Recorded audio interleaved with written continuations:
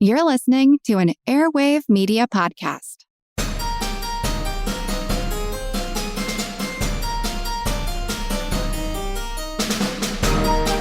Hello, and welcome to Ben Franklin's World Revisited, a series of classic episodes that bring fresh perspective to our latest episodes and add deeper connections to our understanding of early American history. And I'm your host, Liz Covart. April 2025 marks the 250th anniversary of the battles of Lexington and Concord.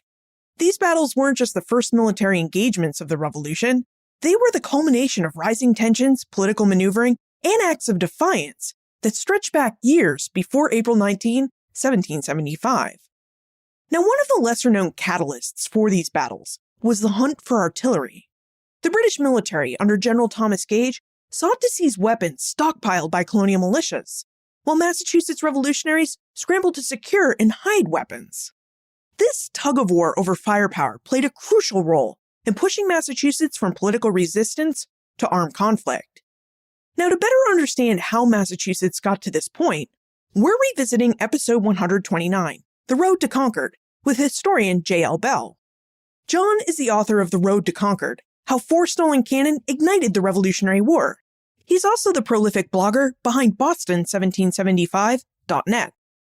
In this episode, John reveals the aftermath of the Boston Tea Party and how Parliament responded with the Coercive Acts, the Massachusetts Government Act, and why it sparked widespread unrest beyond Boston, and the fascinating story of the Boston Artillery Company's 4 missing cannon, how they were stolen, hidden, and why General Thomas Gage was so determined to find them. All right. Are you ready to retrace the steps that led Massachusetts to war? Let's go meet our guest historian.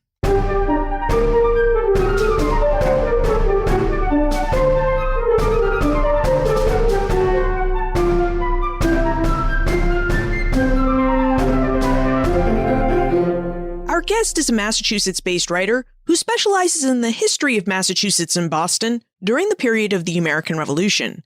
He's the proprietor and blogger of Boston1775.net and a regular contributor to a second blog, the Journal of the American Revolution. Today, he joins us to discuss Boston, Massachusetts, and the American Revolution with details from his book, The Road to Concord, How 4 Stolen Cannon Ignited the Revolutionary War. Welcome back to Ben Franklin's World, John Bell. Thanks a lot, Liz. Great to be here.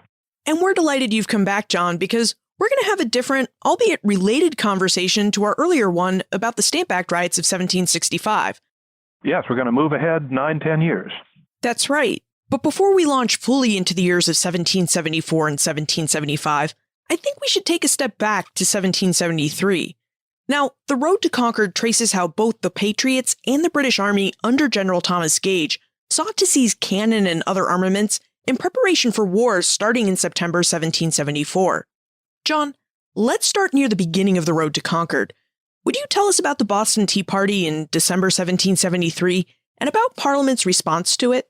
Sure. Now, I know you've already done a very fine interview on what led up to the Tea Party, so I won't go into that again, but the end of that confrontation over this new tax was that a large group of Bostonians destroyed a very large amount of property belonging to a very well-connected British company. And this was at the end of a long train of difficulties, confrontations, and violence that Bostonians had carried out against the British Customs Department, other royal officials, and merchants who were friendly with the royal government. So the Parliament in London decided that this simply could not stand. They had to take a very strong stand against what Boston had done and punish the town. And as a result, they put together a series of laws that have become known as the Coercive Acts. One of the first was called the Boston Port Bill, which is said closed the port of Boston to trade from outside the colony of Massachusetts. No ship was legally allowed to bring in goods. And the Customs Department moved out of Salem. The Royal Navy started to patrol the harbor, and that was supposed to be a temporary measure until Bostonians repaid the cost of the tea. That was the first of the Coercive Acts. The second, and I think the most important in terms of what it prompted in the colony of Massachusetts, was called the Massachusetts Government Act. And that fundamentally changed the constitution of the colony and provoked an almost immediate response. Yeah, Would you tell us more about the Massachusetts Government Act and the response it provoked? Well, under the Massachusetts Colonies Charter of 1692, the province was governed with a combination of top-down and bottom-up authority. Top-down from London, the Parliament, working in the name of the king, appointed the governor, it appointed the lieutenant governor, it appointed the judges and the sheriffs, and through the governor it appointed the justices of the peace and many other offices. But there was also a bottom-up source of authority coming from the people, or really the white men of property, where in town meetings they would elect their local officials, their selectmen, their hog reeves, their surveyors of fences, the people who handled the tasks of local government. They would also elect representatives to the general court, which was the lower house of the legislature, and that group of gentlemen would elect an even further selected group who would serve as the governor's council. So the council ultimately derived its authority from the bottom, from being elected in these 2 or 3 levels. The governor could negative or veto a particular councilor, but once the councilor was seated, the governor was stuck with him. And furthermore, the council's approval was needed for certain important actions by the governor, such as allowing troops to be in the province or approving judges and such things. So it was not democratic by any means, but it was, as I say, a combination of top-down and bottom-up authority that went a little farther than most of the other British colonies. In most British colonies in North America, that council that advised the governor was all appointed by London. And one of the things that the Massachusetts Government Act did was it changed the Massachusetts Council so that it was also appointed by London. The new councilors were appointed by what was called a writ of mandamus. So they were referred to in the political arguments of the day as the mandamus councilors or the newfangled councilors. The Massachusetts Government Act did some other things which cut down on the possibility of bottom-up government and authority. Most notably, those town meetings, they could no longer be held except once a year without the express advance approval of the governor. So that people who were used to, whenever they had a problem, simply going to their neighbors and saying, let's meet and discuss this and come up with a new law or appoint somebody new, they were theoretically barred from doing that under the Massachusetts Government Act. So there were other provisions as well, but those two were the big ones that made people in Massachusetts very upset as soon as news of the law arrived in the late summer of 1774. I can see why the people of Massachusetts were so upset over the Massachusetts Government Act.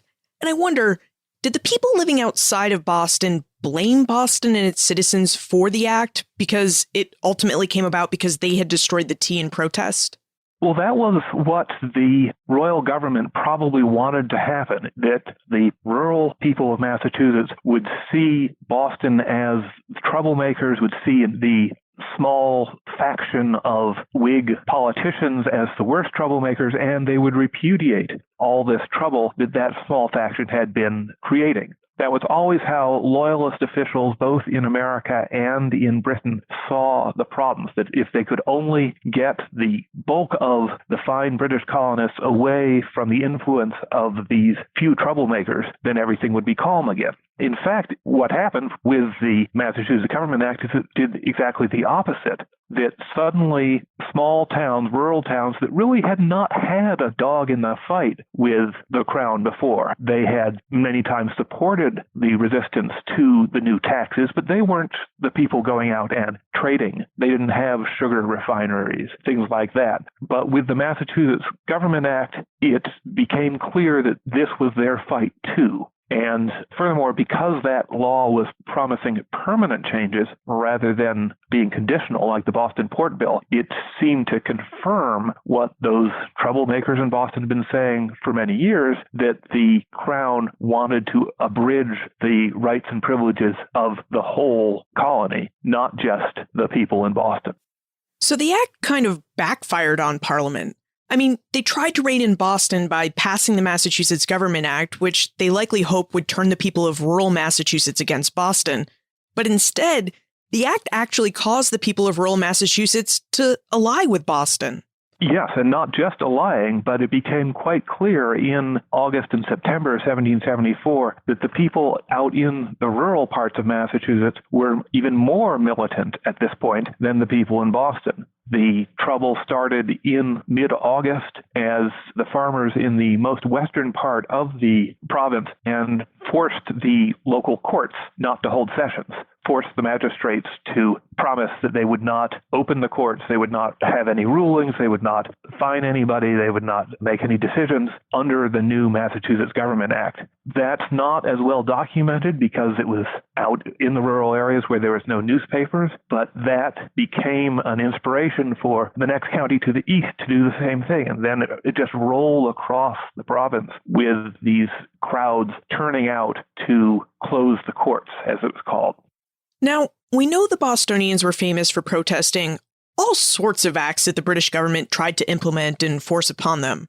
Did the people of Massachusetts, and I'm talking about all those inside and outside of Boston, find a way to protest the Massachusetts Government Act in ways other than closing the courts? The first thing they did was to close the courts in order to prevent any meeting under the Massachusetts Government Act. There were people who were refusing to serve on juries for the same reason or even earlier because the royal judges were taking salaries from the government in London. They also, as the men who had been appointed to be mandamus counselors in August and September 1774, some of them were intimidated, some by violence, from taking the oath and agreeing to that, so that when, by the end of the summer, the new governor, General Thomas Gage, had only a partial council and a lot of people saying that they would rather not be involved at all. So there were lots of ways of protesting. Boston had prepared many of the rural towns for this by forming a permanent committee of correspondence a few years before. It was an idea of Samuel Adams to continually keep up communication with like-minded political leaders in other towns and other provinces, and that provided a vocabulary, a sense of shared ideas, a communications network that really kicked into gear in 1774 as the new laws from Parliament seemed to require a bigger and more unified response. It seems like unrest in Massachusetts really picked up in 1774. And in your book, The Road to Concord, you describe something called the Powder Raid, which actually kicked up the unrest even more. So, would you tell us about the Powder Raid of 1774? Sure, that was on September 1st, and General Gage had been alerted by a militia general that most of the gunpowder from a certain gunpowder storage tower in what is now Somerville, it's still there up on a hill, it's a stone tower. Most of the gunpowder had been taken away by the people or the militia units that owned it, and the only powder left in the tower was what was assigned to the province itself. He had the authority as royal governor to do whatever he wished to with militia resources like the rest of the gunpowder that was stored there. And as a matter of safety and security, he decided that he needed to take control of that, not leave it out in the countryside. So early on September 1st, 1774, he had a squadron of regular army soldiers row up the Mystic River, march across land to this courthouse, and take away all the powder that was sitting there. He also had them confiscate 2 cannon that were in use by the Middlesex County militia nearby in Cambridge. He took all that military material and brought it to the fort in Boston Harbor called Castle Island, where it was completely safe from anybody out in the countryside and the radical activists who might try to steal it. And General Gage thought this was a smart move. He was so pleased that he actually, at the end of that day, September 1st, issued a call for a new Massachusetts legislature for new elections. So he was feeling confident that he was putting the province back onto a steady, secure footing where he could continue to exercise authority. That wasn't what happened. Instead, the next day, thousands of men marched into Cambridge. They had been brought by exaggerated rumors of damage that had happened on this raid. They had heard that people had been killed. They were hearing that Boston was in flames. None of that was true, but just like the men in the western part of the colony had risen up to close the courts, the men in the central and eastern parts of the colony were rising up to resist the removal of their militia weaponry and to demonstrate their disapproval. They forced all the royal appointees in Cambridge, 2 members of the Mandamus Council, the sheriff, the court clerks, all of them had to either resign or apologize. And then at the end of the day, they went out to the mansion of the lieutenant governor, 4,000 men surrounding his house, and forced him to resign, or at least sign a resignation. It was, of course, never accepted. So this was the people outside of Boston being even more militant than the people inside Boston. By the end of that second day, September 2nd, 1774, it became clear that General Gage no longer had any authority outside of Boston, outside of places where he had troops. That he could not simply say, I am the royal governor, I am the representative of the king in Parliament, and therefore this is what you should do. People were simply rejecting that outside of Boston. John, it really seems like events were spiraling out of control by September 1774. I mean, I know we get to look at history with clear hindsight because these events have already happened, but it really does seem to us like the situation was deteriorating. So we're left to wonder, how did the colonists of Massachusetts go from closing the courts in protest against the coercive acts to actually removing and hiding gunpowder and starting to arm for war? Well, in many ways it was out of control because there was no real organized authority for the protesters at this point. And you can see the Boston organizers actually quite worried about the level of protests. During the powder alarm, a group of some of the leading Boston organizers, gathered by Dr. Joseph Warren, went rushing out to Cambridge to try to calm down the crowd.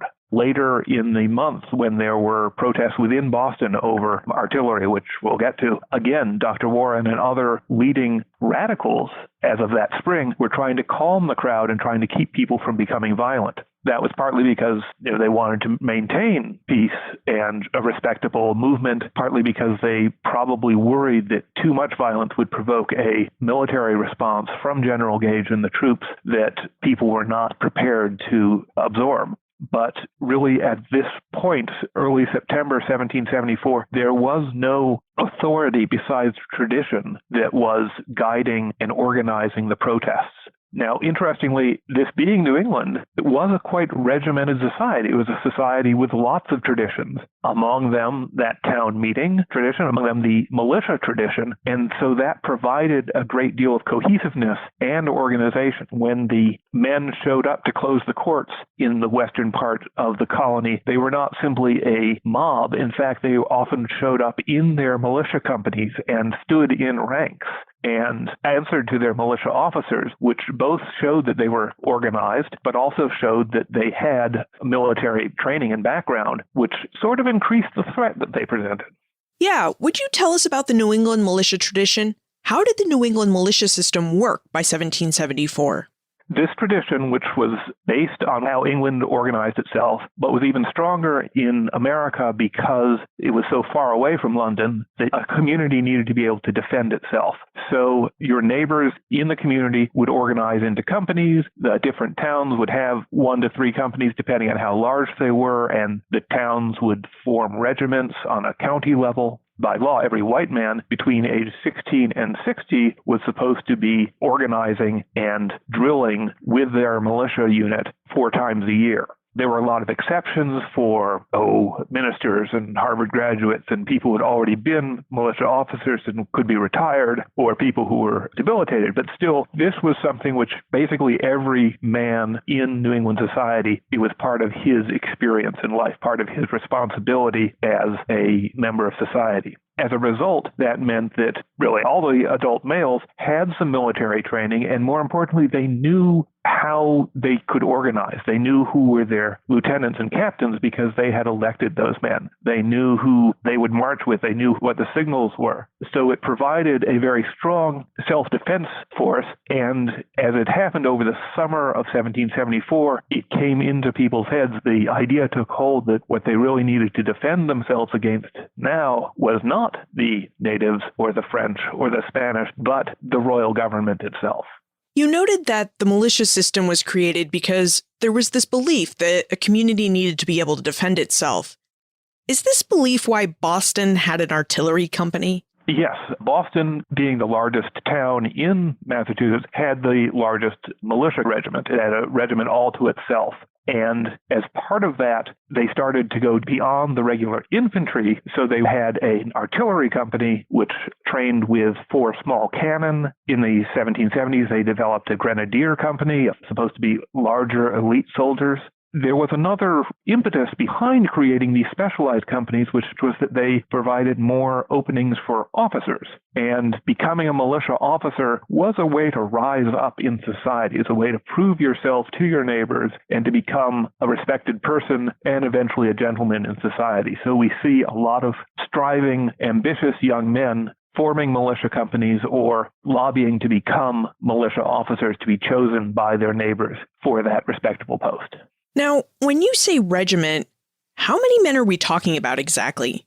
That's a good question. How many men? And it's not easy to answer because the records are not very complete. Since everybody was expected to come out for militia drills, the officers were supposed to be, counting noses and taking attendance, but very few of those records survive. The Boston Public Library has, I think, the records of 1 company only. Usually a regiment was between 600 and 900 men, but it could be variable. We don't really have official figures of how many men turned out until the beginning of the war, when, under the militia laws, they were expecting to be paid. This wasn't just an obligation to drill, this was actual service, and for that, they provided lists to the Massachusetts government, which kept those lists, and so now we know exactly who turned out in April 1775, but we don't know who was turning out at the court closings and at the powder alarm and at other events in the summer of 1774.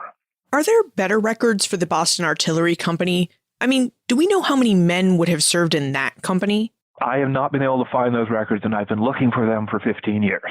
There was a list I found in an early biography of Henry Knox, and I was really excited about that because I could, cross-correlate those names. And as I was doing that work, I realized that this was actually not a list based on any sort of contemporaneous document taken down by the officers of that company. It was this historian looking back and saying, okay, here are the people who were involved in artillery during the war who also had a tie to Boston, so they must have been in this regiment or this company. And I realized that it wasn't reliable.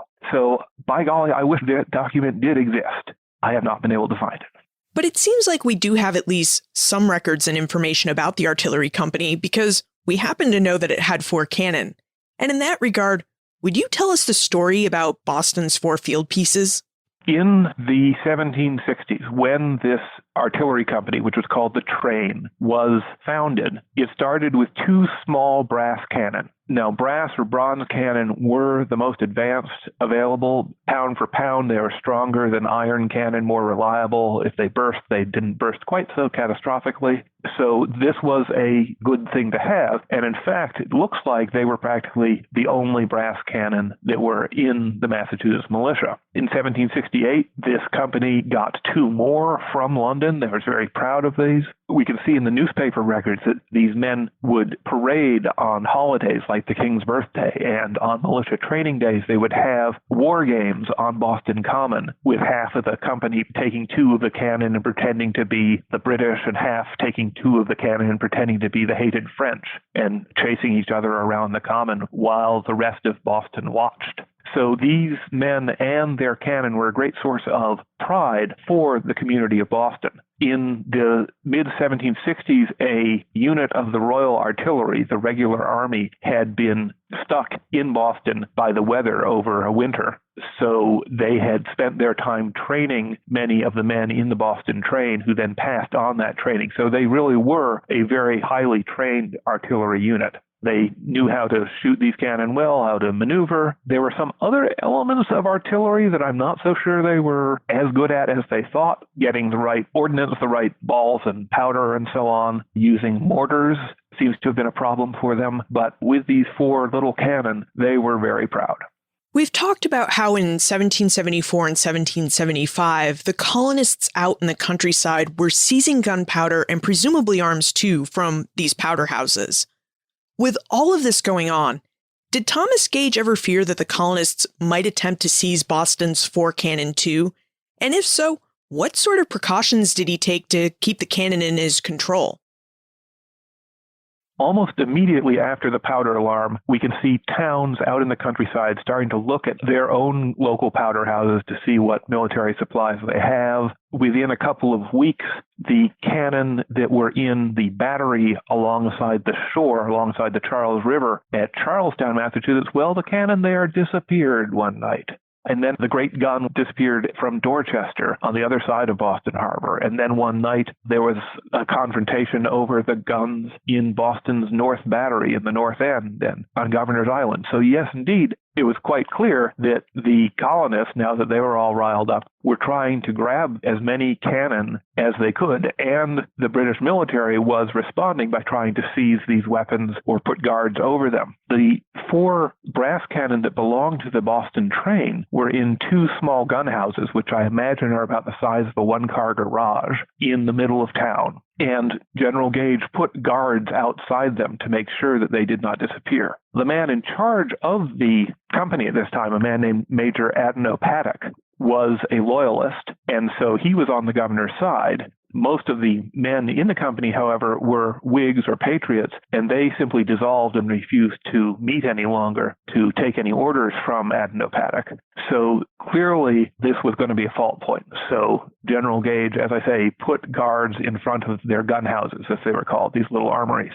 And then one morning, after a dark and stormy night, I've looked up the weather report, it was raining that night, people found that there was a hole in the back of the older gun house, and the 2 cannon that were inside were missing. So General Gage immediately put a stronger guard on the other gun house. 2 days later, he had an officer of the Royal Artillery go to Major Paddock, ask for the key to that gun house. They went, they opened it, and the cannon that were inside that one were also gone. So this leaves us with 2 questions, John. Is there anything in the historical record that tells us what happened to these cannon? And what does one do with cannon in Boston, which at the time was occupied by all these British soldiers who are presumably looking for these cannon? Exactly. In fact, the second gun house, the one that was burgled later with a double guard outside, that was right across the street from Boston Common, where British redcoats were camped that day. So how could you get into the gun house itself, since it was locked, since it was guarded, since it had troops nearby, since it was behind a fence? That was a big mystery. Nobody could figure it out. 49 years later, a man who said he was involved in this theft, his explanation was published in a biography of James Otis, the Boston Patriot. And by using that, I was able to work back in the sources to figure out what probably happened, how the Patriots got those cannon out. And it involved sneaking in through a nearby school, and furthermore, hiding the cannon after they got them out of the armory itself inside that school. And then the whole plot depended on nobody in that school giving up the secret. And there were probably 200 plus boys going to that school 6 days of the week, and also a fair number of girls going there during the break for private lessons. There was a teacher, there was an assistant teacher, and nobody told the authorities what was inside the wood box where the firewood was usually kept. It was not just firewood in the fall of 1774. At the bottom of that box, there were also 2 brass cannon. That's pretty amazing, the fact that nobody said anything. I mean, it gives you a sense of the idea, if this is what really happened, of the unity in Boston against the government.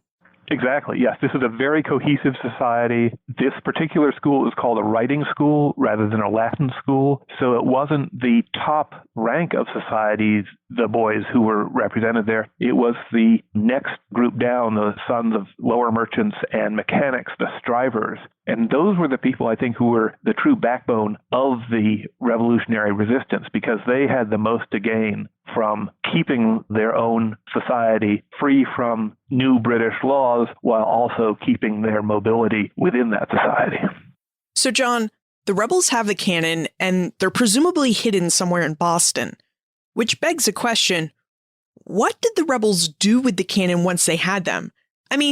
How do the rebels intend to use the cannon, and do they intend to use them in the city?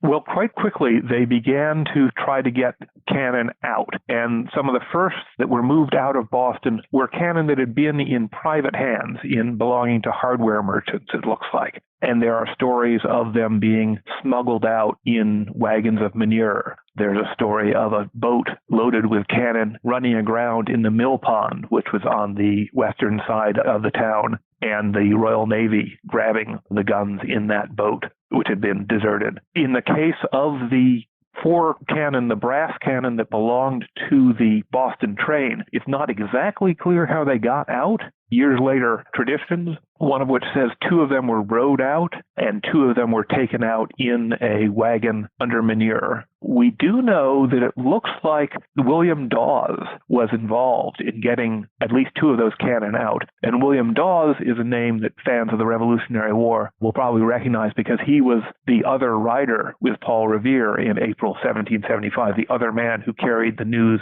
from Boston to Lexington that redcoats were on their way. So he had been part of the revolutionary movement all along, and when the Massachusetts Provincial Congress wanted those cannon under its control, they asked Dawes to facilitate that. So, however they did it, the rebels seized the cannon and somehow found a way to smuggle them out of Boston. And I wonder, is this why Gage ordered his men to march on Concord on April 19, 1775? Eventually, we know that General Gage, in 1775, he began to look for these cannon in a very serious way. Whenever he had intelligence of brass cannon anywhere in Massachusetts, he sent troops there. So he sent troops to Salem in February 1775 after hearing that there might be brass cannon being worked on there. Then he had a spy out in Middlesex County, person whose identity I still have not been able to establish, sending him word that there was now cannon in Concord. He sent 2 British officers in disguise out to confirm that information. He had confirming information also from Dr. Benjamin Church, who was one of the Patriot leaders at that point and had become a spy. So General Gage had very good information that the 4 cannon from Boston were out in Concord in April 1775. And on his first draft of instructions for the march out to Concord, at the very top of the list of what the men should look for are the 4 brass cannon. So here we are. The road to Concord has led us to the battles of Lexington and Concord. John, would you provide us with an overview of these battles and tell us whether or not these 4 cannon that the rebels somehow spirited out of Boston played any role in the battles? My book comes right up to the moment when the soldiers have come into Concord, and then it doesn't tell the rest of the story because it's been told very well by other books. But as I say, the British went out to find these cannon. Now, just before they marched, it appears that General Gage had word that Colonel James Barrett, the militia colonel out in Concord, who had been placed in charge of storing all these weapons and getting them ready for use, he was moving things out of his own property and his neighbor's property further out into the countryside. And there are stories from Colonel Barrett's grandsons of how they were loading these cannon and other goods into ox carts and rumbling them through the roads out to places like Stowe and Groton.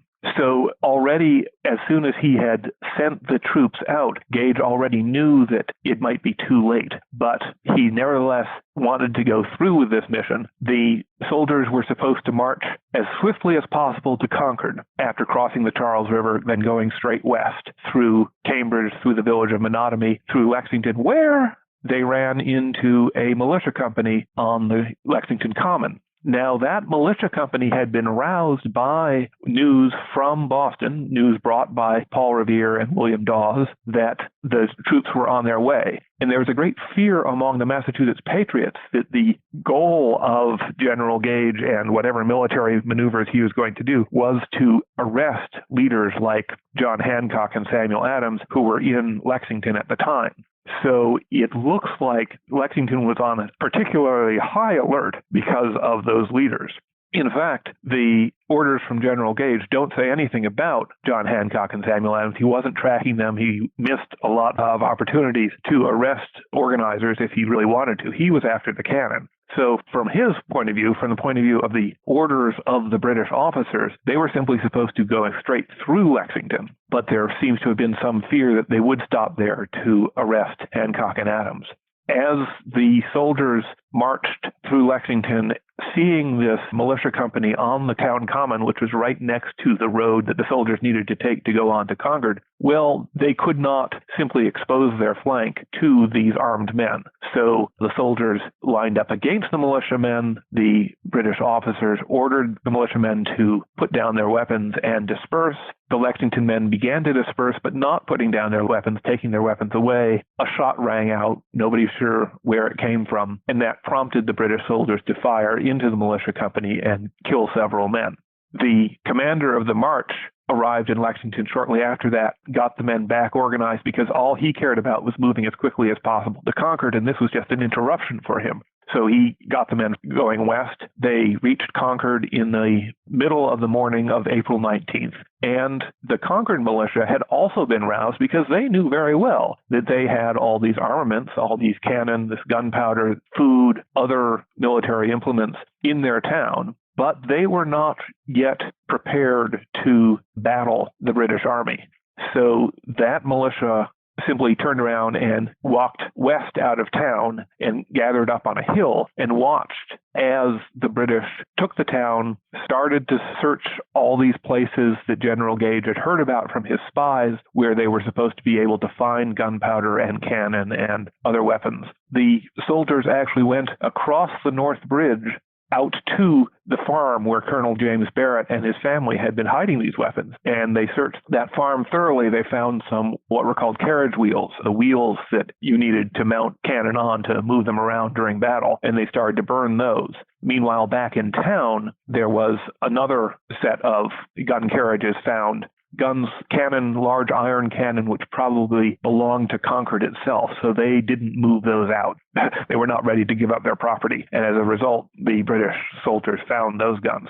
And the soldiers also began to burn those carriages in Concord. The fire from those carriages started to lick against the meeting house or a house, and it started to catch on fire. The smoke from that fire, which was actually pretty quickly put out by the townspeople and the soldiers working together, the smoke from that fire was enough to arouse the militiamen of the town who were massing on this hill outside and had been joined by companies from other nearby towns. And that galvanized those militiamen, so they decided that they would march down onto the North Bridge, which was guarded by 3 British soldiers, and make a show of force. This produced another confrontation, more shots, deaths on both sides this time. And then, curiously, the Concord men pulled back, and they didn't hold that position, which allowed the soldiers out at Colonel Barrett's farm to march back across the bridge unimpeded and rejoin the main body of the Redcoats in Concord. So this was the second or third time that the Concord militia and its compatriots had actually stepped back from a confrontation. They really weren't trying to fight until they had larger numbers, which were gradually increasing by the hour, and until the Redcoats were out of the center of town, so they would not have hostages or property or other damage.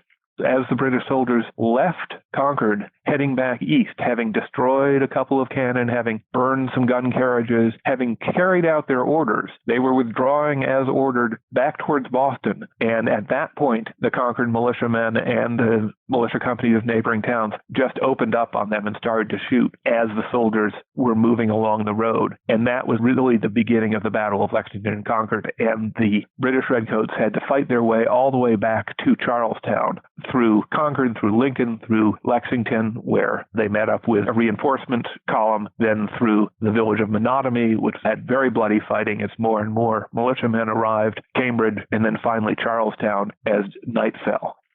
It was supposed to be a quick and successful raid on this. Basically, it was a search for weapons of mass destruction. It was a search for the most advanced weapons that an army had at the time, the cannon. That was what General Gage wanted. And instead, what he had was the destruction of a few weapons, but the beginning of this war, so that by the end of the day, there were 20,000 militiamen ringing Boston, and he truly had no authority any longer because he was now facing an armed resistance. So it sounds like the regulars found Concord's cannon, but they didn't find the 4 cannon from Boston. Do we know what became of these field pieces? I mean, did they ever see action during the War for Independence? Well, it's an irony that they were seen as so important there are moments in early April 1775 where the Patriots are very proud of themselves for having gotten so many cannon and being ready for war. And then as soon as the war starts, well, those guns are never put into the Battle of Lexington and Concord. And suddenly people realize, these are pretty small guns. These are 2-pounders and 3-pounders, which by standards at that time, that meant they shot cannonball that weighed 2 pounds or 3 pounds. That was actually very small by Army standards. Usually you wanted a 6-pounder, a 9-pounder, an 18-pounder. And so as soon as the war began, those cannon became much less important. There are just scattered references to them over the next year during the siege of Boston. They were probably deployed into Dorchester or Roxbury, pointing up the neck at Boston to make sure the British did not come out of the city that way. But they were then sort of lost in the records because the Continental Army did not keep careful records of what guns were assigned where. We only know about them because at the end of the war, the new governor of Massachusetts, John Hancock, wrote to the Secretary of War, Henry Knox, and asked for the cannon to be returned because they had been Boston or Massachusetts property belonging to the Massachusetts militia. And, now that the war is over, the Continental Army doesn't need them anymore. So Henry Knox had them returned, but he had them returned with engravings on them. There were only 2 left at that point, probably the 2 that were stolen second.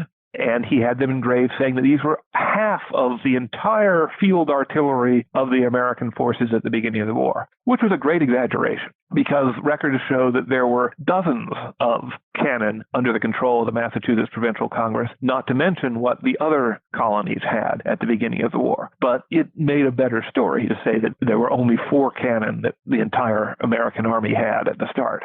Because these 2 surviving cannon were engraved with their story, that meant that it is possible to track them exactly for the next more than 200 years now because they were unique. Furthermore, Henry Knox had one dubbed the Adams and the other dubbed the Hancock. So they even have their names. They're like old veterans telling their story with a little exaggeration. And they became eventually prized relics of the Revolution in Massachusetts. The Road to Concord is what we historians call a microhistory, in that it explores this larger period of time, the Revolution in Boston, Massachusetts, and how the colonists and imperial forces came to meet at the battles of Lexington and Concord, all through the story of Boston's 4 cannon. John, why do you think the story of these 4 cannon is important for us to know about? I mean, how does this small story change what we know about the Revolution and the battles of Lexington and Concord? Well, the most important lesson or change in how we see those events that this book talks about, I believe, is that it really documents that the Middlesex farmers were not innocent, peace-loving people who were brutally attacked by the British Army in April 1775. In fact, they were well equipped and they were preparing for war. They were also being very careful not to take the first steps toward war if they could help it. But it was a culmination of months of preparation by the Massachusetts Patriots and their government out in the countryside, the Massachusetts Provincial Congress, to create an army that was able to take on the British Army, the official Royal British Army.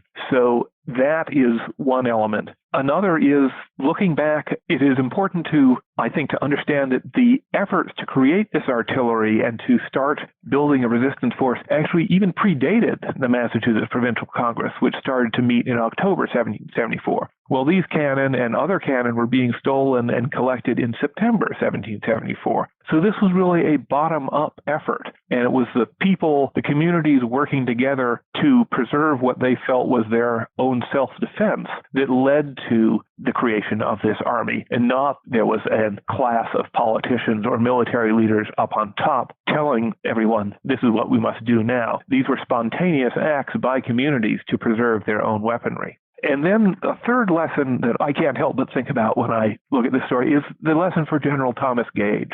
He was the British commander. He was the royal governor of Massachusetts. And although I cannot find statements from him about his motivation, I feel that it must have been troubling to him to have lost those 4 cannon out of gun houses under guard in a town that he had army everywhere. How could they get away? Wasn't that an embarrassment to him? And wasn't that what caused him to be so diligent in trying to get them back and sending troops wherever he heard about brass cannon in 1775? It's significant that there is no surviving report from General Gage to London mentioning these brass cannon. So I think that he was trying to cover up the fact that they had gone missing on his watch until he could get them back, which means that he might have had a very personal, career-oriented reason to order the march out to Concord as opposed to other measures against the Patriot opposition. And so one other lesson of this story, I would argue, is that sometimes a very personal individual motivation can have great consequences in a geopolitical scale even, which nobody could have anticipated at the start. Now it's time for the Time Warp. This is a fun segment of the show where we ask you a hypothetical history question about what might have happened if something had occurred differently or if someone had acted differently. What might have happened if General Thomas Gage and his men had secured Boston's 4 cannon? Would anything about the course of the battles of Lexington and Concord or the larger war for independence have been different if they had? I think it depends on when that securing might have taken place. For instance, if the guards on the gun houses in September 1774 had been more successful at keeping those cannon out of the Patriots' hands, that would have spared General Gage some embarrassment, possibly. I don't think because of the size of those cannon and the fact that the general was grabbing most of the other cannon inside Boston, I don't think it would have really made a strategic difference in the armaments. Most of the cannon that the Massachusetts Provincial Congress collected were from outside Boston and were old iron guns from ships and batteries. And so they would still have been able to do that. But for General Gage's motivation, things might have been different. When he received orders from London that he should quell this rebellion, the advice from London was that he should arrest the leaders. And yet he never took that step. Instead, he focused on the cannon. Well, if those missing cannon had not existed, then maybe he would have focused on arresting leaders like Dr. Joseph Warren, who was still in Boston and well within reach in April 1775. He might have collected more intelligence on where leaders like Samuel Adams and John Hancock were, and in fact tried to arrest them. For instance, if he had still ordered an expedition out to the countryside in April 1775, but instead of going all the way out to Concord to look for armaments, they only went out to Lexington to try to capture Hancock and Adams, well, that would have been a quicker march out and a quicker march back, and the British forces might not have suffered so much from the fighting. So there are ways it would have been different. Ultimately, however, I think that there would have been a conflict anyway, that the differences between the Crown and the Massachusetts Patriots were just irreconcilable by the spring of 1775. For the Patriots, they were able to spin the way the march on April 19th took place and the way the fighting took place into a story of British aggression and tyranny. And if things had happened which caused the Patriots to appear to be the aggressors, that might have changed how popular opinion in other colonies and in Britain itself reacted to the outbreak of war. So that's another way that with a few more variables, things could have been quite different. John, you've written a book. You write daily blog posts about early American history on Boston1775.net. So I'm really not sure if you have any time left, but if you do, what are you researching and writing about now? Well, I am thinking about skipping over the actual Battle of Lexington and Concord and picking up the story of the Massachusetts artillery the next day, or maybe 2 days later, as the Massachusetts Provincial Congress tried to get themselves organized to fight the siege of Boston. And they started out, they went to a very respected old artillerist, a man in his 60s who had fought at the fall of Louisburg 30 years before. And they asked him to be the head of the Massachusetts Artillery Regiment. And he agreed as long as his youngest son could be his second in command, or a high officer. And over the next several months, it became clear that neither of them were up to their jobs.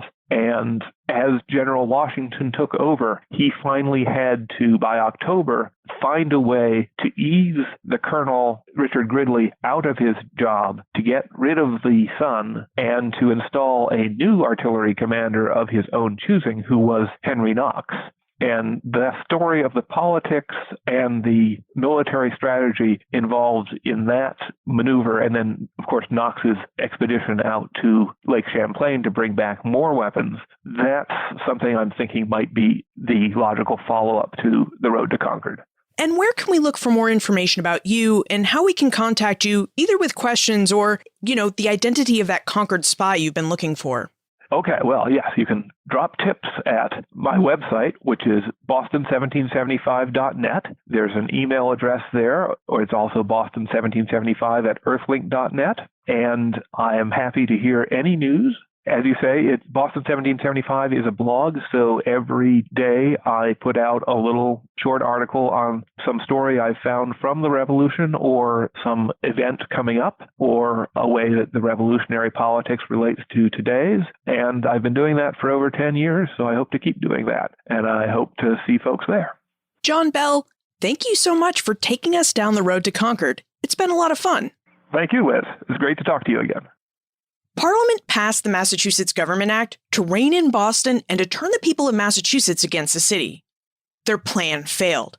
Instead of bringing Boston back under imperial control, the Massachusetts Government Act spurred the people of Massachusetts to rise up in arms to defend Boston and the rights of all Bay colonists.